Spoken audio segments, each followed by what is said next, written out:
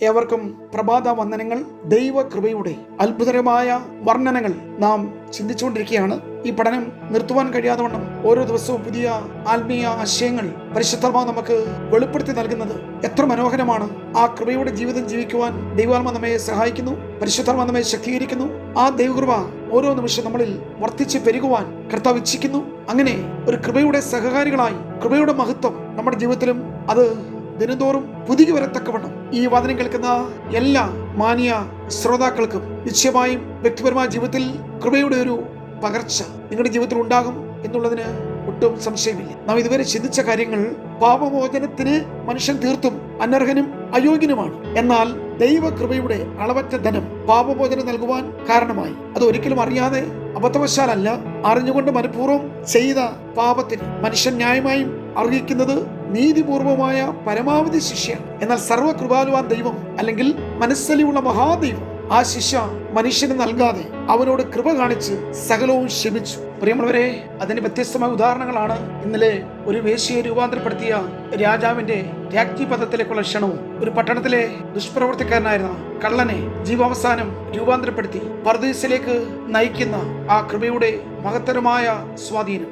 വീട് വിട്ടുപോയ മുടിയൻ പുത്രന്മാരെ സകലവും നഷ്ടപ്പെടുത്തി വീണ്ടും മടങ്ങി വന്നപ്പോഴും ആ വീടിന്റെ എല്ലാ കവാടങ്ങളും വിശാലമായി തുറന്നു നൽകിയ ആ പ്രവൃത്തിയെ ദൈവകൃപ എന്നല്ലാതെ മറ്റെന്തുകൊണ്ട് വിശേഷിപ്പിക്കാൻ കഴിയും? നമ്മുടെ അതിക്രമങ്ങളെക്കാൾ എത്രയോ വിശാലവും നമ്മുടെ സകല പാപങ്ങളെയും ലജ്ജകളെക്കാളും എത്രയോ മഹത്തരവുമാണ് യേശുവിന്റെ അത്ഭുത കൃപ എന്ന് ചിന്തിക്കുന്നതിൽ എന്താണ് തെറ്റ്?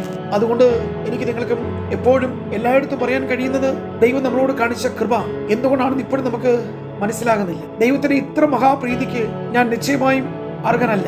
എനിക്ക് വേണ്ടി ദൈവം നൽകിയ വില നിശ്ചയമായും വളരെ വലുതായിരുന്നു. അതുകൊണ്ട് കൃപ യുക്തിയെയും ന്യായത്തെയും വെല്ലുന്നതാണ്. പക്ഷെ അവ ഒരിക്കലും അതിനെ ലംഘിക്കുന്നില്ല. ആടിനു വേണ്ടി ഇടയൻ മരിക്കുന്നത് യുക്തി അംഗീകരിക്കുകയില്ല. ന്യായാധിപൻ വിധിക്കപ്പെട്ട കുറ്റവാളിക്ക് വേണ്ടി മരിക്കുമ്പോൾ സൃഷ്ടാവ് സൃഷ്ടിക്ക് വേണ്ടി മരിക്കുന്നത് തികച്ചും അവിശ്വസനീയം തന്നെ. ന്യായം പറയും, പാപി തന്റെ പാപങ്ങൾക്ക് മരിക്കണം, നിയമം ലംഘിച്ചതിന്റെ പിഴ തീർക്കണം. എന്നാൽ എന്റെ നിങ്ങളുടെ ബുദ്ധിക്ക് ചിന്താതീതമായവയാണ് കൃപ നമുക്ക് വേണ്ടി ചെയ്തത്. പഴയ നിയമത്തിൽ ആടുകൾ യാഗമാകും. ഒരു തെറ്റും ചെയ്യാത്ത, ഒരു കുറ്റവും ചെയ്യാത്ത ആടുകൾ മറ്റുള്ളവരുടെ തെറ്റിന് വേണ്ടി യാഗമായി തീരുമ്പോൾ പുതിയ നിയമത്തിൽ ആടുകൾക്ക് വേണ്ടി ഇടയൻ യാഗമായി തീരും. ഒരു പ്രതിക്ക് വേണ്ടി വിധി പറഞ്ഞ ന്യായാധിപൻ തന്നെ ആ കുറ്റവാളിയെ ശിക്ഷയിൽ നിന്ന് ഒഴിവാക്കി വിധികർത്താവ് തന്നെ അവന് വേണ്ടി മരിക്കുവാൻ തയ്യാറായി നിൽക്കും. ഒന്നുകൂടി വ്യക്തമായി പറഞ്ഞാൽ സകലത്തിന്റെയും സൃഷ്ടാവാൻ ദൈവം സൃഷ്ടിക്ക് വേണ്ടി ജീവൻ നൽകുവാൻ സമർപ്പിക്കപ്പെട്ടു. ഒരുപക്ഷെ നമുക്ക് ഒരിക്കലും ഉൾക്കൊള്ളുവാൻ കഴിയുന്നില്ല. ഇത് ചെയ്യുവാൻ ദൈവകൃപയ്ക്ക് മാത്രമേ കഴിയത്തുള്ളൂ. അതുകൊണ്ട് നല്ല സ്വീകാര്യമായ യോഗ്യതയുള്ള ആളുകളെ അന്വേഷിച്ച് നടക്കുന്നതല്ല കൃപ എന്നുള്ളത്. അതൊരിക്കലും കൃപയല്ല, അത് നീതിയാണ്. കൃപ അന്വേഷിക്കുന്നത്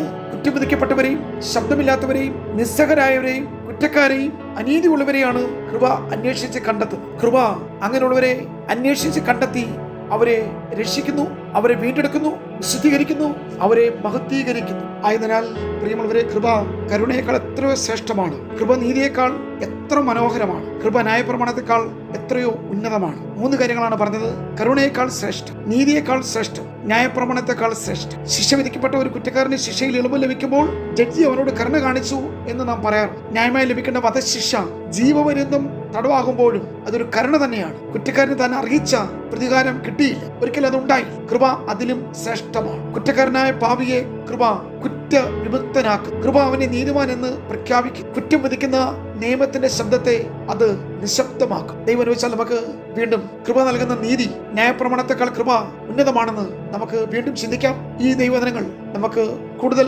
ആത്മീയ പ്രകാശനങ്ങൾ, നമ്മുടെയും അന്ധത മാറി വെളിച്ചം പ്രകാശിക്കുവാൻ, ആത്മീയ ജീവിതം അത് കൃപയുടെ സ്വാതന്ത്ര്യം അനുഭവിക്കും. അടിമത്തമില്ലാത്ത, ഒന്ന് നിങ്ങളെ കീഴ്പ്പെടുത്തി വെക്കാത്ത, ഇരുട്ടിൽ തപ്പിത്തടയുവാൻ ആവശ്യമില്ലാത്ത സ്വാതന്ത്ര്യത്തിന്റെ ശുദ്ധമായി ശ്വസിക്കുവാൻ, ആത്മീയ ജീവിതം ആനന്ദകരമായി തീരുവാൻ എപ്പോഴും ഇടയാകട്ടെ എന്നുള്ളതാണ് എന്റെ പ്രാർത്ഥന. നമ്മുടെ കൂടിവരവുകളിൽ, കൂട്ടായ്മകളിൽ കൃപയുടെ പ്രാധാന്യം, കൃപ നൽകുന്ന ദൈവനീതി, കൃപയുടെ സ്വാതന്ത്ര്യം, കൃപയുടെ അനുഗ്രഹങ്ങൾ നമ്മുടെ ജനം കേൾക്കട്ടെ, അവർ അത് അറിയട്ടെ. പിശാചിന്റെ ബന്ധനങ്ങളും ന്യായപ്രമാണത്തിന്റെ പ്രവൃത്തികളും നിയമ സിദ്ധാന്തങ്ങളും മാനുഷികമായ പാരമ്പര്യങ്ങളും സംഘടനകളുടെ കീഴ്വഴക്കങ്ങളും പിതാക്കന്മാർ ചെയ്തെന്ന് പറയുന്ന കീഴ്വഴക്കങ്ങളും അല്ല പുതിയ സഭയുടെ അന്തസത്ത, അതിന്റെ സാരാംശം, ശുശ്രൂഷയുടെ മാനദണ്ഡം. അപ്പോസ്തല പ്രവർത്തനം അതുകൊണ്ടാണ് നാം വായിക്കുന്നത്, അവരെല്ലാം ദൈവകൃപ കണ്ട് സന്തോഷിച്ചു. അപ്പോസ്തല കാലഘട്ടത്തിൽ വെളിപ്പെട്ടത് കൃപയാണ്. അവിടെ എല്ലാവർക്കും ധാരാളം കൃപ ലഭിച്ചു. ആദിമസഭ സകല ജനത്തിന്റെ ഈ കൃപ അനുഭവിച്ചു. അപ്പോസ്തലപ്രവൃത്തി 2:47, അപ്പോസ്തലപ്രവൃത്തി 11:22-23.